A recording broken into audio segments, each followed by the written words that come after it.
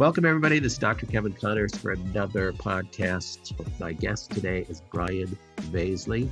He's a very popular and outspoken advocate, author, researcher with over 20 years experience in natural health. He opposes the widespread perception that likens getting older to actually being sick and getting a disease and being a disease, and instead supports the truth that in your 40s, 50s, 60s, and even beyond, you can actually have the best years of your life.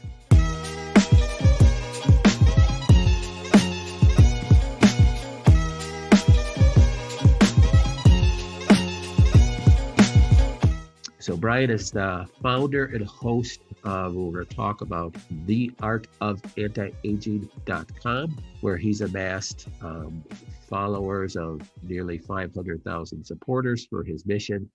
And in his own words, quote, "We are changing the very definition of anti-aging to mean you're against all the lies commonly associated with getting older, such as that hitting your 40s and beyond means becoming increasingly undesirable, incapable, and doomed to suffering and diseases." I love that. So instead, so many people have embraced theartofantiaging.com because Brian shares a very positive message in terms of your physical, mental, and emotional health and well-being in your middle years and golden years. They're truly meant to be your best years. Brian is hosting, we're going to get into and talk about worldwide release of his third major online summit, and we're going to encourage all of our listeners to join that. It's called Younger, Longer, the Insiders Health Summit. It's going to launch August 11th, 2021, and it's going to be just fantastic. Can't wait for that. It's a free online summit, features 22 of the most renowned and respected anti-aging and longevity doctors, including all their research. You're going to get a lot of information. So, Brian, thank you for being on the podcast today. I have some questions that I think are going to be very pertinent, and I'm going to stop talking and let you talk. So, first question I'm going to try to lead into this is you've done so much work in development for the last 20 years in natural health care. Why did you choose to get into anti-aging? What brought you down this pathway? First of all, thanks for having me on, and hello, everybody. I think we're edging on over 25 years now, so I have to update that. It's been some time now that I've been immersed in all of this. Interesting, in our pre-conversation, you brought up Joe Mercola, and it was really Joe and I, when nobody knew his name, and I'm sure a lot of people now are familiar with his name, started out 20 some years ago with natural health with him. But my story predates all of that, and I'm going to try to give you the short version here. It can get a little emotional, actually. So long story short, I'm 51 right now. I cite that because you can roughly say the first half of my life was pretty challenging in many respects. I grew up in a rough inner city neighborhood in Chicago, lost some friends to gangs. Even more impactful, I guess we'll say, is my own father. He was a very good man until my age of around 9, when he turned severely alcoholic and abusive to me and my family, my mother and my sister. His story reads like a novel that people wouldn't believe. He was a spy in World War II. He lost his a son from a previous marriage. He lost his first wife while they were in an argument and stepped out of a car, and she got hit by this truck. So there were some tragedies. And in those days, you may, well know that people did not embrace dealing with emotional issues in a healthy way. It wasn't, going to counseling or things like that was kind of frowned upon as, you must be a crazy person to do that, compared to today. So he didn't deal in a healthy way with things, hit the bottle, kind of took it out on us, is the short version. And it was rough for, a young man, as well as my sister and mom, dealing with that. So that was another major challenge in life. And there were still more. And then as I got older, he went through, to his credit, he did go through AA and kick the habit, but he still retained a lot of anger, and he was still very emotionally abusive from that point forward. I tell this story because then, he went through about 10 years of slow death. It stemmed from emphysema, but a number of different diseases. And we, being my mom, my sister, and I, especially my mother, of course, were in and out of the medical system with him for a good decade. And I watched this system, we're talking 80s, 90s now, early 90s. I watched this, how inept this system could be. I saw it from the inside. I saw my mom, fighting basically the medical system for his care. And I saw this man getting carted around from hospital to hospital, and basically he was it was just insensitive and other respects. So I saw it from the inside. Long story short, thank goodness in a way, because he suffered so much, he finally did pass away. So now I was equipped with, frankly, a lot of anger at what I had witnessed inside of that medical system and how it mismanaged his care in so many ways, and didn't dwell on some solutions that I was already becoming aware of in natural, orientation. I'm not opposed, obviously some prescriptions and drugs do have their place, but even back then the medical system was kind of this model of drugs are the answer. And so I saw that from the inside. Paired with that and all this roughness that I was going through in my life, I had a lot of internal issues. I became a young father in my first marriage myself, and I was so dirt poor, I even had to sell a CD collection to keep the heat on another month for my baby. So I went through some tough times. What saved me, and I mean literally saved my life, and the reason I'm sitting here today, thriving today, able to help so many people, are powerful women like my mother, like my sister, like certain teachers I had actually who stood by me, certain friends. They literally held me up and kept me going in life when I could have taken some really dark, terrible turns, doctor. So flash forward several, multiple years now. I was inside, by the way, one of the first serious jobs I had was middle management inside of a pharmaceutical benefits management company. I witnessed some things in there that I could not believe happened. I thought it was just, stuff from the other side, so to speak, was overdoing how that system works, but it's not true. When everybody signs up, if they do, for the free Younger, Longer Health Summit that's coming up that you mentioned, please watch the video right after you sign up, because I share this terrible joke that I heard inside of while working from these executives in this company that just said everything. I'm not going to share more on that. That would take me down a different path. But long story short, doctor, women saved my life. Older women, caring women. So flash forward, now I started off, like I said, Joe and I helped him build that into the, monster that it became, the good monster. I left that, and I've worked with plenty of other, doctors and others throughout the years since then, and then, built this organization. And I bring that up because I saw natural and some alternative solutions truly helping people, saving lives. And I saw that they have everything to do with the later years, the middle and later years of life, indeed being the best years of life. And it did not match not only this pervasive message out there, which is that getting older equals becoming undesirable, incapable, doomed to suffering and disease. And it's this horrible, but look at the media, if an alien came down from outer space and watched our TV shows, they would think that 90% of our population is 20 somethings, and getting older is something to laugh about, basically. I mean, that's just this overriding message, and that indeed getting older means you're doomed. Nonsense. That completely contradicted what I was seeing and researching from all these doctors, like yourself, who embrace, a wider perspective, integrative health, natural health. And then I watched as my own, mother and my sister, who's older than me, and others, these people who saved my life, were even impacted by this negative messaging about getting older. And I said, wait a minute. I have multiple paths I can go down here. To honor these people, these women who helped me, I'm going to share this message that getting older actually should and can equal, whether you have diseases, whether you've suffered through and fought those diseases, it can and ought to equal the best years of your life. Your 40s, 50s, 60s, 70s, even beyond, ought to be the best years of your life. That's the medium length version of the story of why I launched the Art of Anti-Aging, and why, our mission is basically to help people bypass that negative messaging, and most importantly, to provide them the most effective steps to look and feel their best, avoid, fight disease, live long doing it.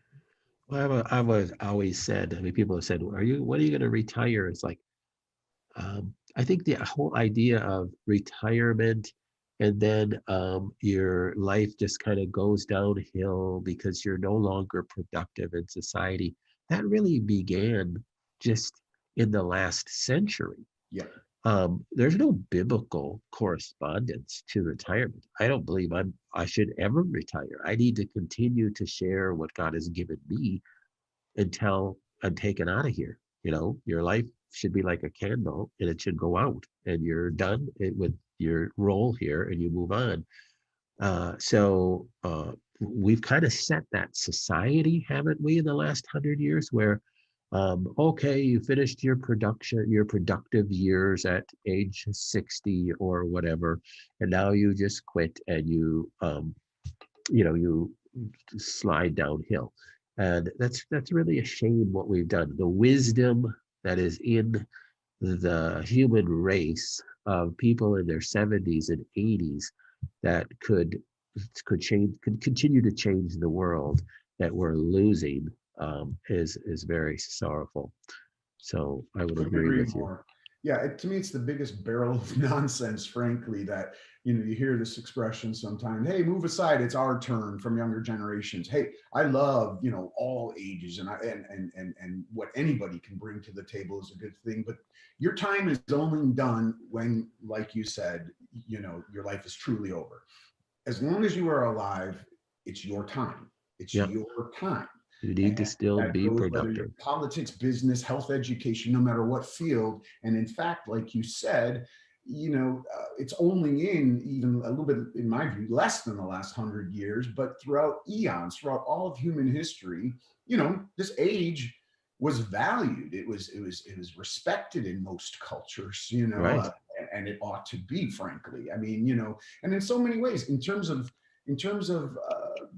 living your life and feeling good. I talk to many people who have embraced, who have bypassed this notion that getting older equals doom, doom, doom, and they are living their best years. Whether that means they're dealing, with things that, often we're hit with disease, cancer, or pain, arthritis in their knees. That doesn't mean these can't be your best years. And there's a lot you can even do about those things, as you've certainly shared with folks. So What do you see as like the biggest challenges that people face as they get into their 50s and 60s and beyond? I mean, and there's two path answers I can go down there, and one I won't. I could talk about this another day, but there's certainly, the emotional challenges, that get in our part and parcel. This is only one aspect of it that I'm talking about here. Is a lot of these. If your mindset, if you believe that getting older equals doom, that it means I'm done, I'm downhill, I'm retired, I'm no longer useful, well, guess what's going to happen? You're going to become, sick and not useful. I mean, our mind is a powerful thing. So that's one avenue I could talk about all day. But there's also a lack of, it's just lack of awareness on some mighty, on a physical side of things. And we can go down this avenue more so. There's some mighty impactful in a negative way, things that we do that we aren't yet as a society aware of we're doing, that specifically have to do with toxins. I mean, doctor, it's all about, what we allow into our being, what we allow into our bodies, and what we try to keep out. And I hear a lot of folks say, hey, I'm eating really well, so I'm not going to worry about toxins, because my body, I'm doing everything I can to set my body against it. And in a time 100 years ago, 200 years ago, when we didn't have this overwhelming amount of toxins pouring into us, in my view, that would have been okay. But now I say to people, listen, you could do everything in the world to become the healthiest person possible by putting all the right foods in and getting your exercise and your proper sleep. But there are so many toxins we're burdened with today. I covered emotional. We can go down that avenue another day, but in a physical sense, and I'll get into one area here that I think people aren't nearly aware of enough with, in regards to personal care products and cosmetics, and how impactful this is. But there's just this overburden of toxins today that we could be as healthy as possible. But if we don't take steps to reduce these toxins, they're overwhelming. It's a tsunami constantly of toxins. So we really have to take steps to reduce these in our lives. Well, we are, like you said, I think, exposed to things. I mean, how many chemical companies are producing, new chemical arrays on a weekly basis to do something to make your deodorant more sticky to your skin, or to, whatever can be the downside of capitalism here, whatever they can sell more of, to make more desirable, and we buy this stuff Yeah. because it's simpler, it's easier, it smells better, it feels better. Um, and we're exposed to things that our ancestors were never exposed to, and our detox pathways are completely overwhelmed.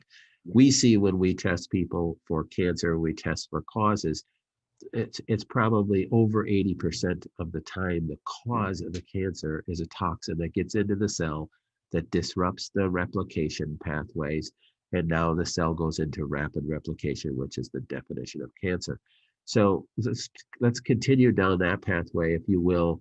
Where do you see the greatest, maybe, misunderstanding of toxins? Because again, like you said, I have patients that go, "No, are you kidding? It couldn't be a toxin. I've eaten organic for the last 20 years."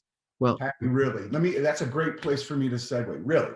Well, the first thing I'm going to say to everyone listening is, then if you believe, that you're eating healthy, remember this: anything you put on your skin, you're eating. So question that. Next step, go to your bathroom, if that's where you keep your cosmetics and personal care products, as most people do. Turn those labels around, read, see if you can decipher what some of those ingredients are in the first place, and say, are you really eating healthy? Are you? Because you're putting that on your skin. Would you put that in your mouth and swallow that product? But all of these products, here's a statistic for you, a couple statistics.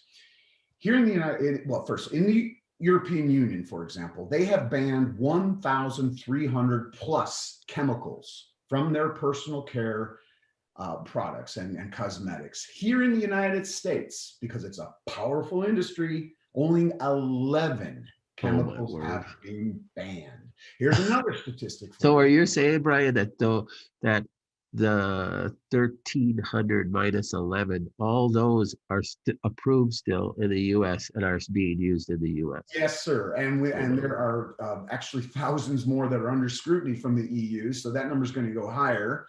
Meanwhile, here, 11 have been banned. I could talk all day also about why this is the case. I'll cover that briefly in a moment, because I think a lot of people believe, hey, we're protected. Someone's watching out for us. I will say this. I have heard and I've seen that in the United States, the most unregulated industry is personal care and cosmetics.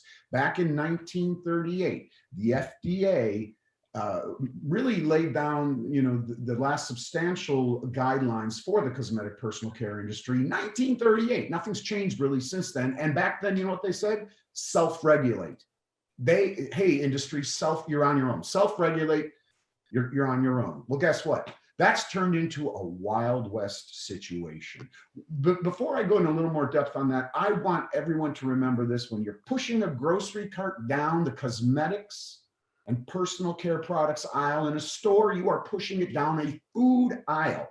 Remember that, if nothing else, and treat it the same way that you're pushing that grocery cart down the produce aisle and everywhere else. Because again, when you put anti-aging creams, typical anti-aging creams, typical deodorants under your arm, typical anything on your face that you do, if the molecules are small enough, they penetrate your skin, they penetrate into your body, they can get into your bloodstream, and they're sent around all the organs of your body. And guess what? These products, as you alluded to, are designed, these ingredients, these chemicals, these toxins are designed to be small enough to penetrate. That's why they do whatever they do, but they're toxic. There are 5 basic classes of these ingredients: direct carcinogens, cancer-causing agents, known, allowed; hidden carcinogens, an even more scary category, because what that means is, go back to your chemistry class from high school. When you combine 2 or more chemicals, and many of these products contain many chemicals. They do what? They can create third chemicals, other chemicals, in other words. Yep. They're not even required to test that. They don't know, the impact, of course, and that's only one product. Now, if I put, 3 different products on my face, we got all kinds of stuff going on that we don't know. Well, there have been independent studies and research done, and there's plenty of hidden carcinogens that are offshoot products from this. Of course, there's allergens, there's endocrine disrupting ingredients. By one count, over 200 were found in our typical cosmetic personal care products. Endocrine disrupting meaning hormone disrupting chemicals. And I say this to people, there are, in many cases, I would actually, doctor, rather eat by putting on my mouth and swallowing some of these ingredients than putting it on my skin. Why? Because at least when you eat something through your mouth, your body has a number of mechanisms, filters, we'll call them, in place. Liver being a key to try to kick some of those toxins out. When you put stuff on your skin, there are few, if any, barriers in place. This stuff goes, when it penetrates and it gets into the bloodstream, there's really not much stopping it from doing that. Well, like you said, that you do have your gut barrier, you have your blood-brain barrier, you have your skin barrier, but when these chemicals are designed to cross the skin barrier to help moisten the deeper layers of your skin or whatever that thing is supposed to do, it's in your body now. It's in your bloodstream. If it's in the subcutaneous tissues, it's going to be absorbed into the bloodstream, and your liver is going to have to deal with it. Yeah. Those pathways that we speak about, your cytochrome P450 pathways in your liver, your PON1 pathway in your liver, are already overwhelmed by the pesticides and herbicides you're exposed to. So it circulates around again, and ends up getting just lodged into your fat cells, which have the spiritual gift of accommodation. Just take those in, and that's a major piece of cancer. That's why these are carcinogens. And I speak about in my book about a subject called publication bias. So even when these companies say, oh, we have these studies that prove that it's safe, they send out their product to multiple universities to do a study. If 7 of them come back saying, no, this is a carcinogen, and one of them comes back, oh, we found it to be safe, that's the only one that they publish. Yeah. The rest of the studies are tossed in a bin, probably shredded, and they publish the one that they want to publish. That's a publication bias. They have full legal rights to do that. So you don't find out about what is really dangerous because it's never published. So you do have to just, listeners, please listen to what Brian's saying. You can't read the ingredient on the back of your thing. You should not be consuming it. So yeah, that is a great point about the studies. Beyond that, what are they studying? They're not really studying, long-term impacts. They're typically in almost all cases, like I mentioned, not studying the effect of multiple of these toxic synthetic ingredients in combination with one another. They won't. They're studying in isolation and in a short term the effect of these ingredients. And in a mouse model or something like that. In a mouse model, short-term effect, not in combination with all the other junk that they throw in these typical products. So, these have been independently studied, and all I will say to people is big caution. Now, again, 1,300 chemicals banned elsewhere in the European Union and elsewhere for 40 different countries, actually. Only 11 here. So then I get that question, well, what should we watch out for? Again, that's 1,300 chemicals. Is mighty hard to try to I'm not versed, nobody's versed on all of these chemicals to watch out for on labels. There are some more common ones. Formaldehyde comes to mind. This is the same stuff that back in biology class you were preserving frogs with. This is commonly found in many different types of cosmetics, something you really don't want to be putting on your body. It's, it is a potential, carcinogen, for sure. Triclosan, another one. People might remember in 2016, this was banned from antibacterial hand soaps. Well, guess what? What's odd is, so it's banned from antibacterial hand soaps because obviously it was found to be dangerous enough, but it's allowed in anti-aging skin products and everything else still. I'm like, wait a minute, that doesn't even make sense. You know, it's the power of the industry. On this, it truly is buyer beware, and you have to take control of your own health. And this is such an unknown topic, you know, again, to people about how impactful this can be. With the industry, yes, they are aware. Let's, in my opinion, okay, I'll preface it that way, and I think everyone's going to agree. They are well aware of the risks with this stuff. Of course, they are watching out for short-term negative effects, because if they put a product out and it has a short-term negative effect, it can easily be traced to them. They don't want to do that. They want to sell their stuff. But they, listen, I'm putting it in my words, my view, they don't care about, you know, somewhat longer effects, midterm effects, certainly not long-term effects of what happens. They use these synthetic ingredients because, well, in a word, they're cheap. And they mean it's easier to sell more products. These ingredients are added to sell more stuff, sit on the shelf longer, penetrate deeper into your body, which is scary when you think about it. The penetrators are one of the scariest classes of these ingredients that pull other toxins deeper into your body, like you had already alluded to. You know, it's just scary what they're doing with this. And if, doctor, I say this, listen, yes, okay, so if there's this minute amount of this ingredient in these products, and I know it, and I was going to use deodorant one day in my life, I'd be like, okay, it's such a minute amount, I don't care, I'll use this deodorant. But we use deodorant every day. Here's a statistic. The average woman uses 12 personal care products a day, which contain an average of 168 different chemicals. Now add that up. Day after day, week after week, month after month, year after year, it's kind of like death by 1,000 cuts. It's going to have a negative effect on you if you're using these typical products with all these synthetic ingredients in them. Well, It's something to it's steer clear of. it's cumulative. Yeah. And you mentioned anti-aging things, and somebody listening might say, "Well, I don't use any anti-aging things." But think of the lotions, the sunscreen, the makeup that people are using, the anything that they're putting on their skin, thinking that it's going to be a protective or a moisturizer. Like you gave a statistic of how many care products that women put on their skin. They're even more particularly exposed than most men. But now you have a beard, there's beard oil things, and there's all sorts of hair products and shampoos that people are using. It's perfumes. We just go on and on. These are just all just chemical slurries that your liver is going, literally, if we could make it a cartoon of it, like, what in the Sam heck are you doing to me? I can't deal with all this stuff that you're exposing me to.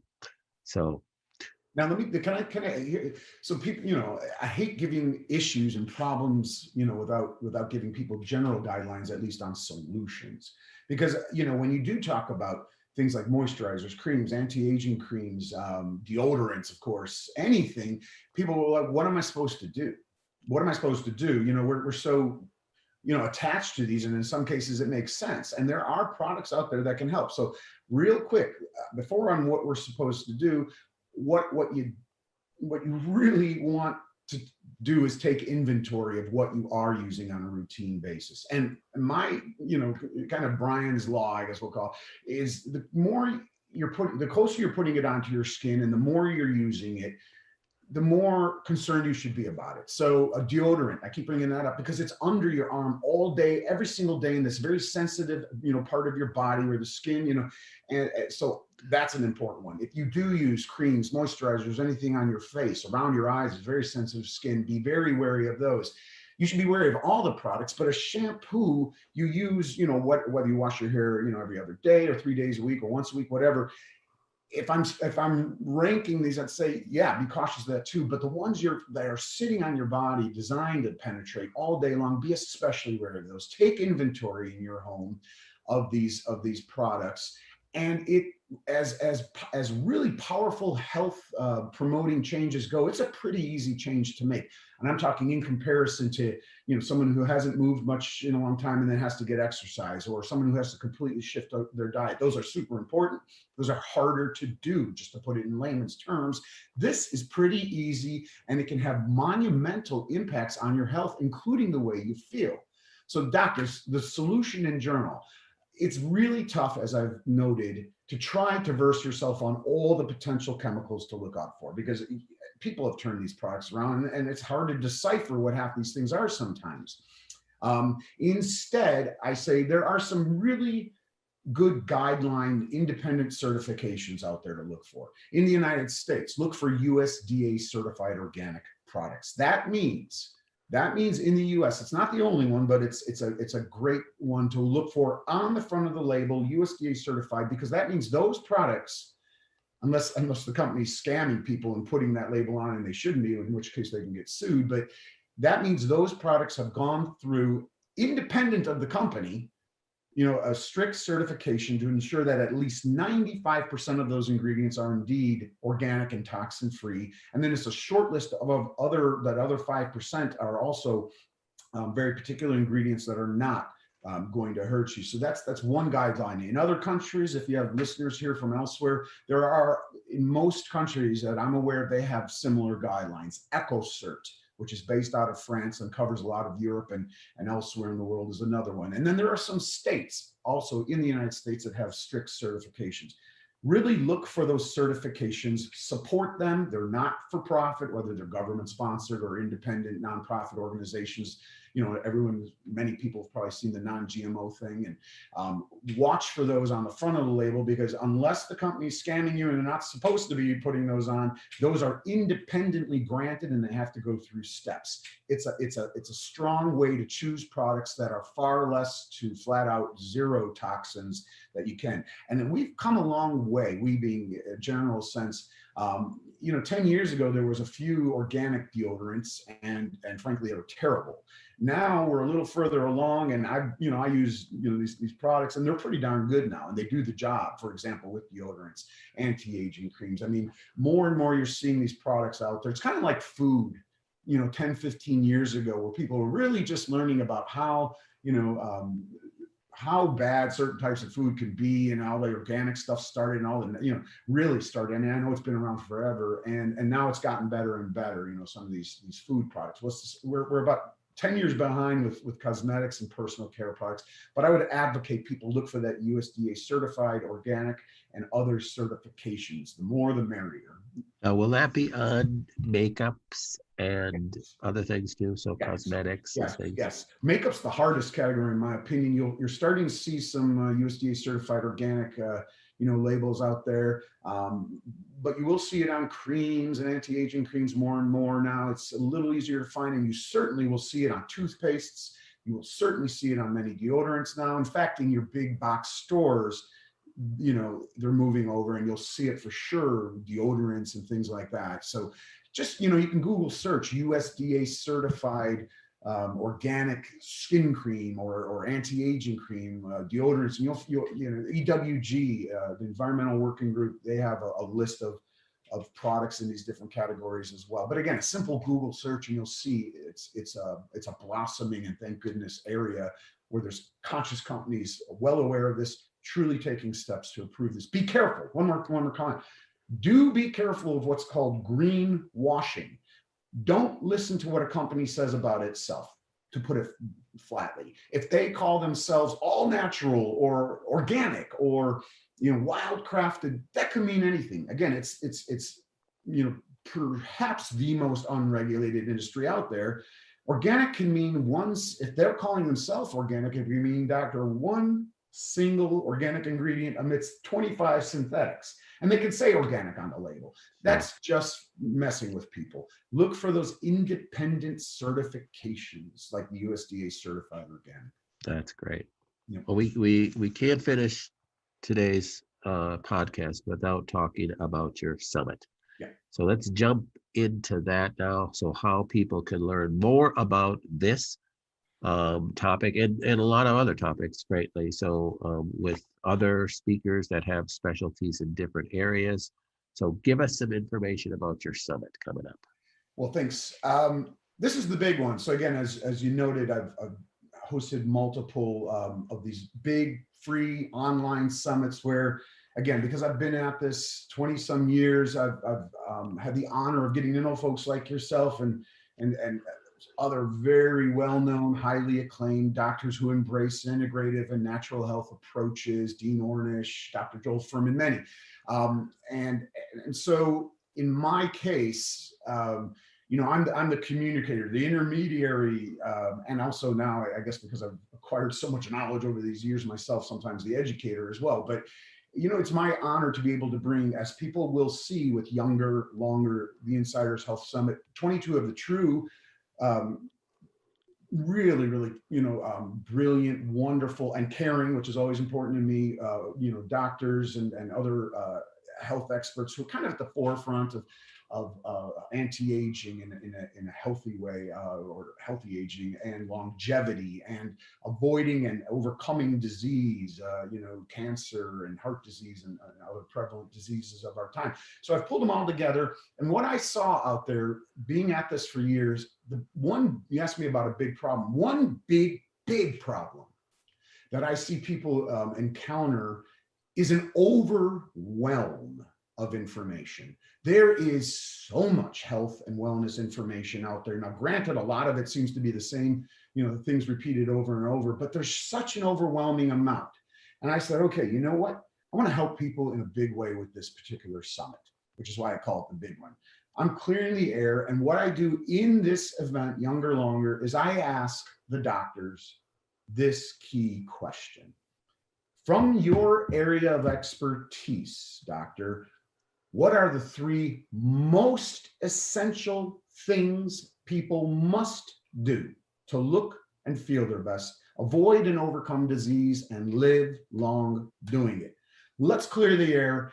From your area of expertise, whether you're a dietary expert, whether your expertise is in sleep, and I pull all the different, angles in on these experts I'm bringing in, give me the 3 things that are most important that people can do themselves out of everything. So I clear the air, boom, we hit straight to the heart of the matter in this event.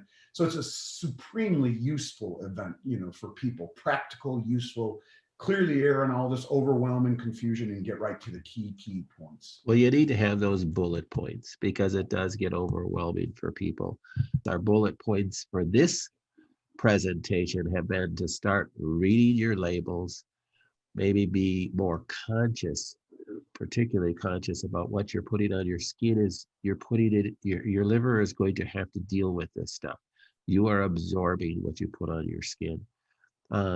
And just start, it's not that difficult. Like you said, it's just start buying different products. And even if you live in podunk, USA, there is organic things that you can purchase. You can order them online, that you can make different purchasing choices. And then that strengthens, like you said, that strengthens the industry. These companies continue to produce better and better products that work more effectively in personal care as well. So it's not really that difficult. You're buying these things anyhow. Yes, you may pay a few extra dollars for a good organic product, but it's gonna it's gonna affect you in so many ways. You talk about not just cancer, but the onset of early dementia in this country is just staggering, and it has to do with chemicals entering crossing the blood-brain barrier, and your microglial cells activated because of that. But so those are the key points. I think maybe you have anything to add to that. The one thing I'll say is, so look for those certifications, like I mentioned, and I'll put it this way, don't be surprised if you have mystery symptoms. A lot of people don't know where my fatigue comes from. I'm not sure, or if you have dizziness, or if you have shortness of breath. I'll just say, don't be surprised if you do take these steps to reduce the toxins, even in this one very key area with products that you're feeding your skin, and you do shift over and feed your body far healthier choices. Don't be surprised if those symptoms diminish. Maybe in some cases disappear. I've seen it time and again. Because again, your body's overwhelmed with toxins. This is one of the key ways they're overwhelmed. When you reduce that, the body likes that. The body says, thank you. Thanks for feeding me these products instead that have, natural, safe, organic ingredients that are actually good for me, instead of products that contain hydroquinone and phthalates and like I mentioned, treacle sign and formalin. Thank you. Thank you for doing that. And these symptoms may, in fact, reduce, not to mention the fact that you're far less, you're reducing, you're fighting disease if you have it, and you're reducing the likelihood of getting disease if you don't, in a big way, like you mentioned, whether it is brain diseases and neurodegenerative issues, heart, cancer, so many obviously connected. I mean, pretty much all, if we really want to expand it out to overwhelming our bodies with toxin. Reduce it. This is a big way. You're going to be pleased with how you feel relatively quickly, as well as the longer term results of it. Well, Brian, thank you again. We're going to have all sorts of information about your website and the coming summit. We're going to encourage all our listeners to participate in that. And if you're listening to this recorded years later, you can download that information on Brian's website as well. We're going to have you back again, I hope. Jill. Yeah, I'd love to. We'd talk about more things. There's so many things to speak about. So I appreciate it again. This is Dr. Kevin Connors, and we'll be back with another podcast. Thanks.